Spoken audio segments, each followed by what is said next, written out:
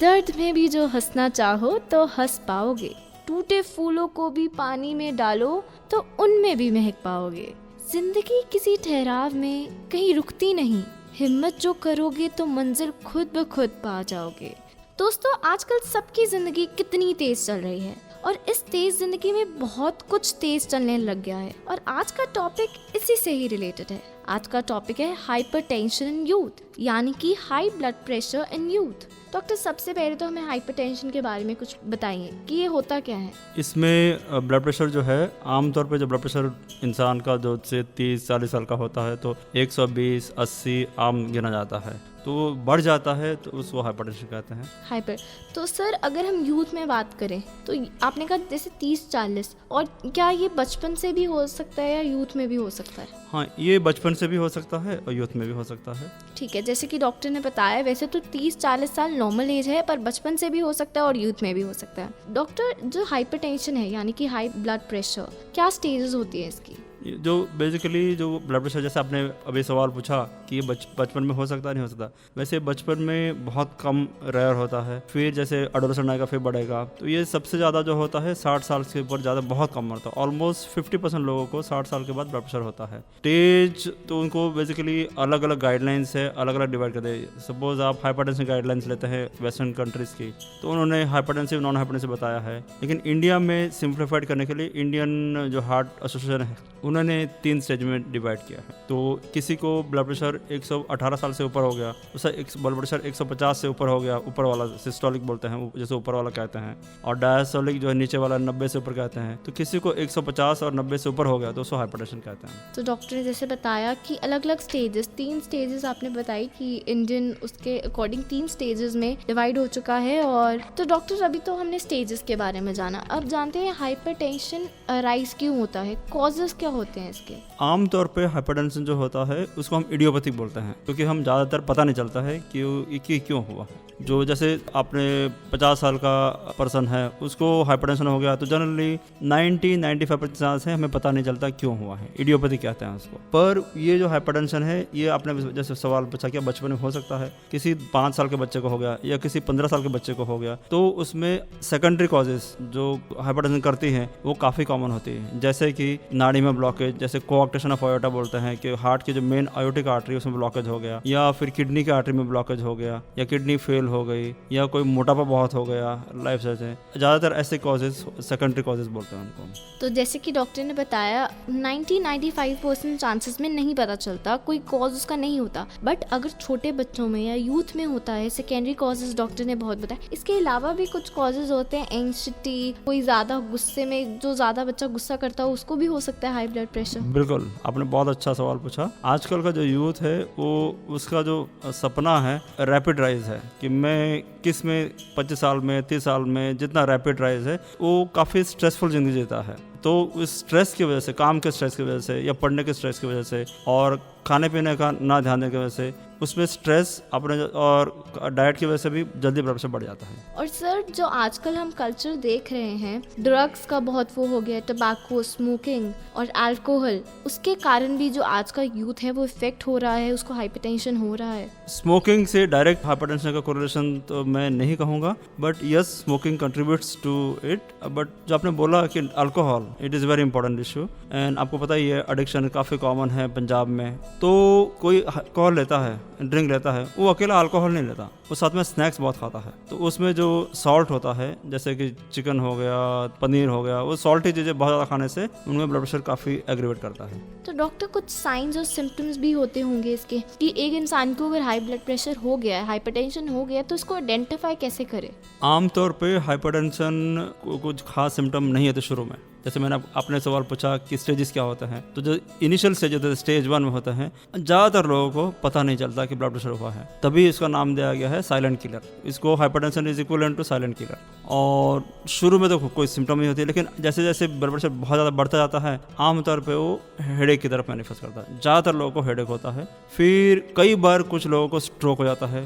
Hypertension हो तो stroke की संभावना काफ़ी बढ़ जाती है, हार्ट अटैक भी करता है, और अल्टीमेटली फिर लॉन्ग टर्म होता है तो किडनी में भी अफेक्ट करता है। सकता है। तो जैसे कि डॉक्टर ने बताया जो मेन सिम्टम है हेडेक है, हेडेक के बाद स्ट्रोक भी हो सकता है, तो ये बहुत खतरनाक डेंजरस है काफी। तो जैसे अभी आपने बताया कि जब अल्कोहल लेता है टीनेजर या यूथ तो स्नैक्स भी बहुत लेता है, तो सॉल्ट कट कितना हो? जो हम सॉल्ट डेली लाइफ में लेते हैं 80% of salt is hidden, we don't take directly. So the hidden salt I think, हम जब कहते हैं कि जैसे मेरे पास को आया किसी को ब्लड प्रेशर हो गया, मैं बोलूँ को नमक कम खाना, मैं ये तो नहीं उसको कह पाऊंगा कि 2 ग्राम 5 ग्राम माप के कैसे, बट ये जरूरी है कि जो एक्स्ट्रा सॉल्ट है वो अवॉइड करें। तो उसमें जैसे है कि ब्रेड हो गया, प्रोसेस चीज़ हो गया, फिर प्रोसेस मीट हो गया, मार्गरीन हो गया, ऐसी चीज़ों में हिडन सॉल्ट बहुत होता है। तो किसी को ब्लड प्रेशर हो गया तो ब्रेड नहीं खाना चाहिए, बजाय कि घर में रोटी बना के खाइए। प्रोसेस चीज़ नहीं खाना चाहिए, चीज़ हो गया, प्रोसेस मीट नहीं खाना चाहिए, मार्गरीन, ये चीज़ें अवॉइड करनी चाहिए।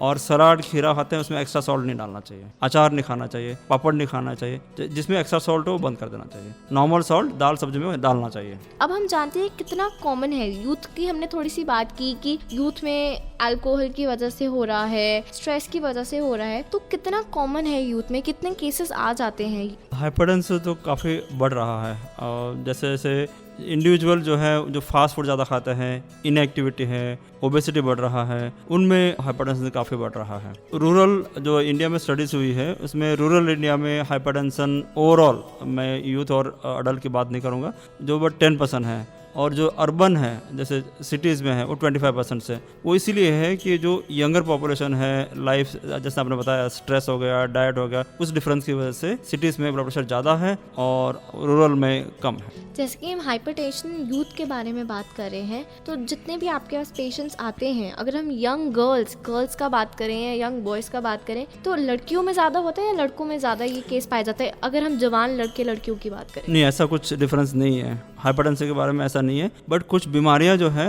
वो लेडीज़ में कॉमन होती हैं, जैसे कि मैंने आपको बताया कोआक्टेशन ऑफ आयोटा, जो आर्टरी में मेन ब्लॉकेज होती है, टाकासाइटोटाइटिस, renal artery hypertension, young girl होती है, इसमें ये बीमारियां सेकेंडरी कॉजेज ज़्यादा होती हैं, पर ओवरऑल इंसिडेंस है दोनों में बराबर है।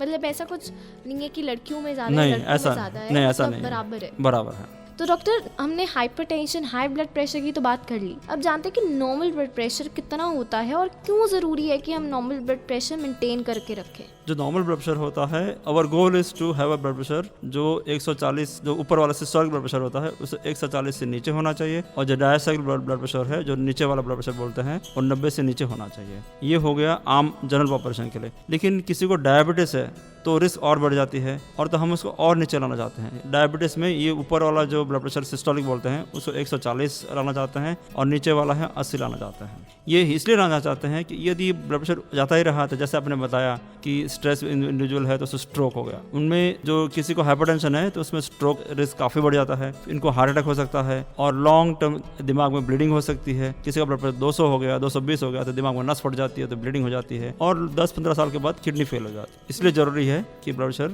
140-80 नीचे कोशिश करनी चाहिए। तो बहुत अच्छी बात बताई, जैसे कि डॉक्टर ने बताया है जो नॉर्मल ह्यूमन बीइंग है, नॉर्मल इंसान है, ऐसी कोई मेजर प्रॉब्लम नहीं है जिसको 90 से कम नहीं होना चाहिए और 140 से ज़्यादा नहीं होना चाहिए। पर अगर आप डायबिटिक हो, आप डायबिटीज़ पेशेंट हो, तो आपका 80 से कम और 140 से ज़्यादा नहीं होना चाहिए। और अगर हम, जैसे डॉक्टर ने हमें बहुत सारे रीज़न बताए कि किडनी फेल हो सकती है, स्ट्रोक आ सकता है, तो काफ़ी लोग हैं जो हाई ब्लड प्रेशर, उनको लगता है ब्लड प्रेशर नॉर्मल सी चीज़ है, वो इग्नोर कर देते हैं इसको, वो ट्रीट ही नहीं करवाते। तो क्यों ज़रूरी है कि हम इसको ठीक करें? जैसे कि आपने कुछ एस्टेटेड प्रॉब्लम्स बताई, हमें चाहती तो आप डिटेल में बताएं। नहीं, जैसे किसी को ब्लड प्रेशर हो गया तो वो दवा खाने में कतराता है, वो कहता है कि मुझे कोई तकलीफ तो है नहीं, मैं क्यों बोला दवा खाऊं। तो ये हमारी रिस्पॉन्सिबिलिटी है कि हमें समझाना है उनको कि ये दवा नहीं खाते हैं तो ब्लड प्रेशर ऐसे बढ़ता रहेगा। उसको जिसको ब्लड प्रेशर नहीं है उसके मुकाबले में उसके दिमाग में नस फटने का, हार्ट अटैक होने की संभावना और किडनी खराब होने से बहुत ज़्यादा बढ़ जाती है। ये कंट्रोल रखेंगे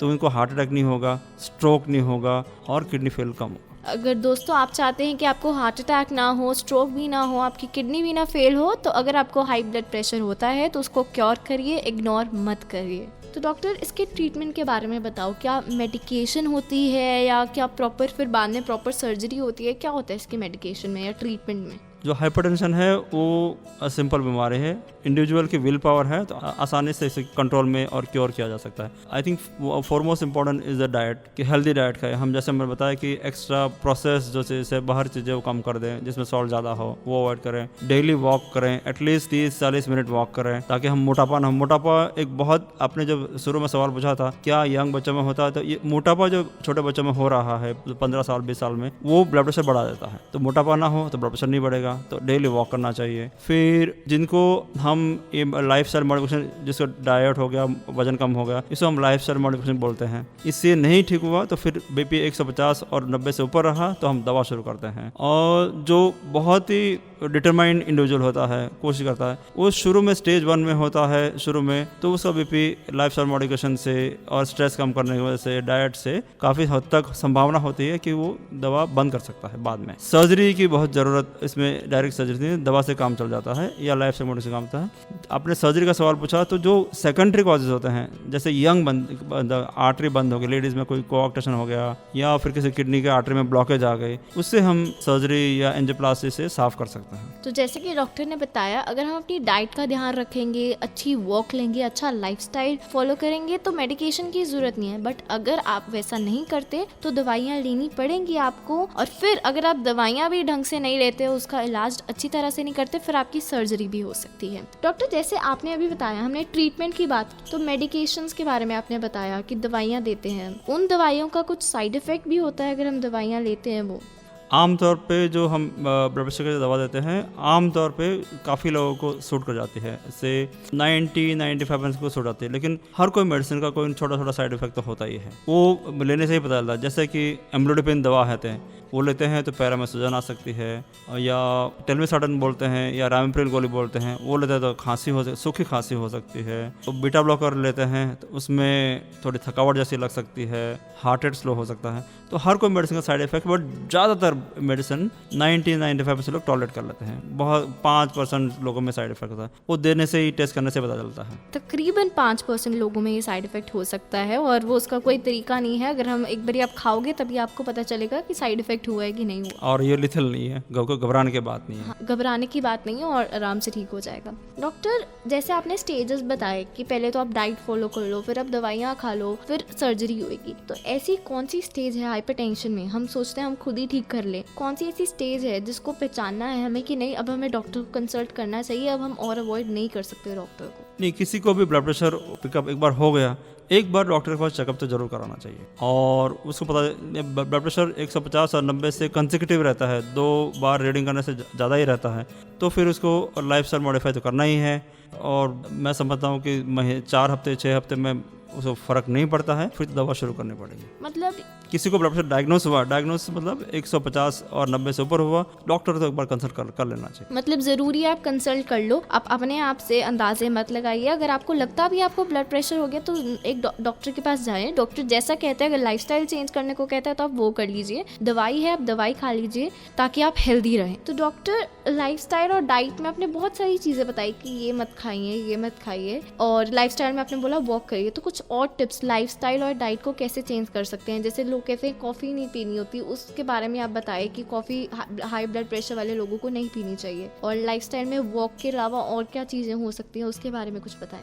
नॉर्मली ये कहा जाता है कि चाय जो है आप पी सकते हो 2-3 बार। कॉफ़ी थोड़ा स्टिमुलेटिंग होता है, तो कॉफ़ी जैसे आपने सही बताया कि ब्लैंकेट बैन तो नहीं होता है, लेकिन आप उससे फ्रीक्वेंसी कम कर दीजिएगा। और हेल्दी लाइफस्टाइल में एक तो मैंने जैसे बताया, जिन चीज़ों में नमक ज़्यादा होता है, जैसे चीज़ हो गया या प्रोसेस मीट हो गया या ब्रेड हो गया, मार्जरीन, वो बंद कर दीजिए। फिर वो चीज़ें खाइए जिसमें कि पोटेशियम ज़्यादा हो। ऐसे फ्रूट ज़्यादा खाना चाहिए, जैसे पोटेशियम रिच फ्रूट जो होते हैं, जैसे केला हो गया, मौसम्बी हो गया, अनार हो गया, ये खाने से बीपी और कम हो जाता है। तो मौसम्बी, अनार, ये सब, केला, नारियल का पानी, ये अच्छे होते हैं। फिर आजकल तो लोग मेडिटेरियन डाइट बोलते हैं। मेडिटेरियन डाइट मतलब थोड़ा सा आधा, मतलब क्या बोलते हैं, सलाद ज़्यादा हो, ऑलिव ऑयल, कच्चा ऑलिव ऑयल हो, Mediterranean diet is a good way to maintain good healthy lifestyle. और वॉक के अलावा सर और क्या कर सकते हैं? एक्सरसाइज करें, प्रॉपर योगा करें? बिल्कुल, योगा करने से भी आपका स्ट्रेस लेवल कम हो जाएगा, आपका स्टेमिना बढ़ जाएगा, आपका गुस्सा कम हो जाएगा।